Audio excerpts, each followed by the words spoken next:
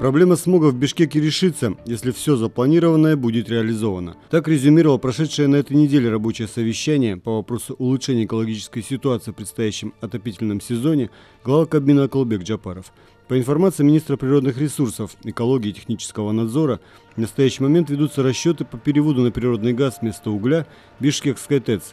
Если это произойдет, сокращение потребления угля составит около 600 тысяч тонн ежегодно. В настоящее время на основании распоряжения правительства создана межведомственная комиссия по решению проблемы смога.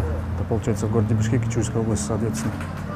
Во главе комиссии стоит наше министерство природных ресурсов, экологии и технического надзора. И прошло два заседания комиссии. Нами и отдельными министерствами предложены меры по улучшению экологической обстановки. Среди них могу выделить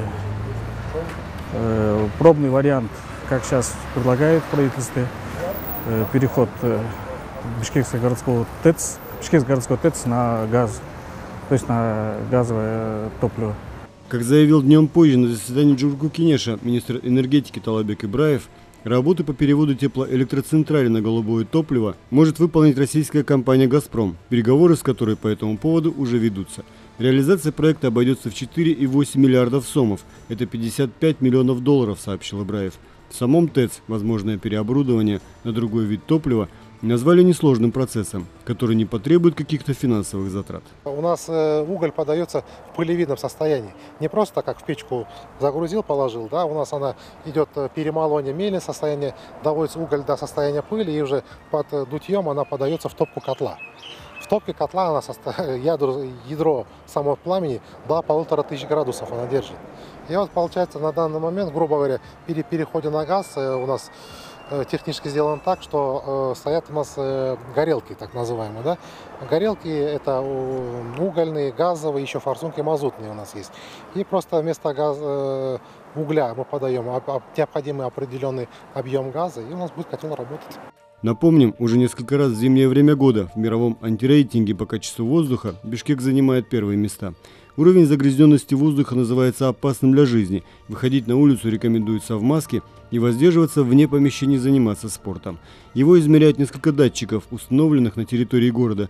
В некоторых районах, согласно их показаниям, уровень загрязнения превышает допустимые нормы в несколько раз.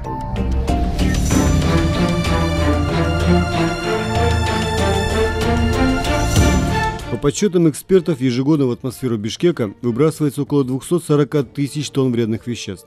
Из них около 75% приходится на автомобильные выхлопы, примерно 14% – продукты жизнедеятельности столичной ТЭЦ. Газификация как выход из ситуации предлагается уже не в первый раз.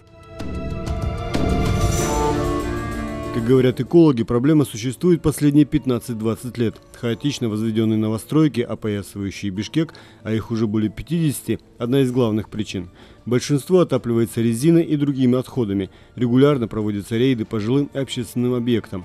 На нарушителей налагаются штрафы. Для физических лиц это 7,5 тысяч сомов, для юридических уже 23 тысячи. Мончолордун бардыгын ушу тигүүчү сехтерден чыккан чүпөрөк калдыктардын жакпоо. Проверяем все бани Бишкека, новостройки, а также Сокулукские и Аламединские районы. Заодно составляем реестр всех предприятий, швейных цехов. Все это делаем вместе с другими органами и органами местного самоуправления.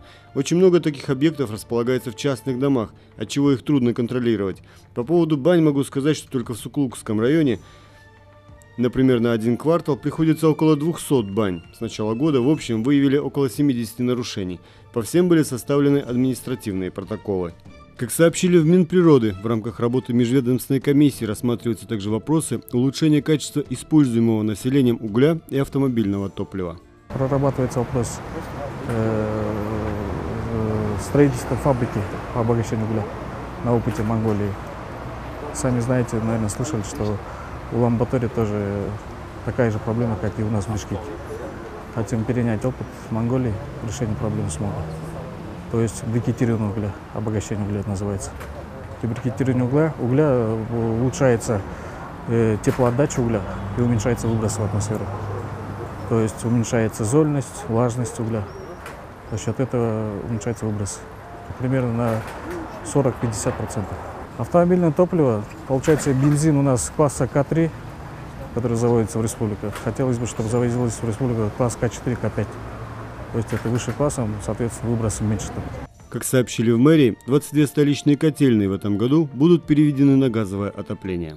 В данное время сейчас строительную часть ведем, а потом мы пропустим газовую котельную устанавливать начнем.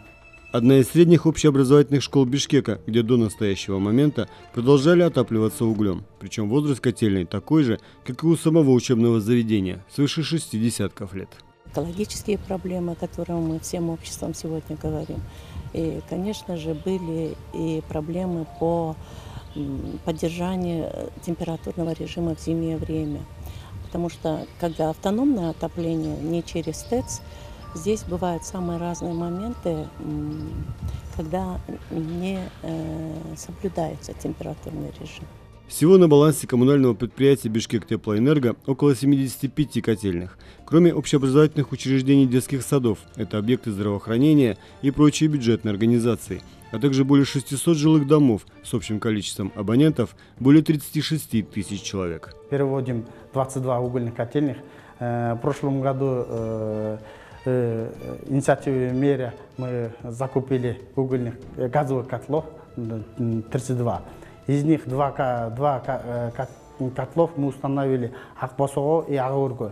На следующий день он хорошо работает, и поэтому в дальнейшем мы остальные 20 угольных котельных мы в этом году будем устанавливать. Кроме этого, муниципалитет ожидает в этом году поступления 800 автобусов, которые позволят существенно снизить количество автотранспорта на дорогах Бишкека в пользу общественного, что, соответственно, уменьшит объемы выбросов выхлопных газов. В конце года ожидается запуск строительства мусороперерабатывающего завода. Кроме этого, полностью потушен мусорный полигон, сообщил столичный градоначальник.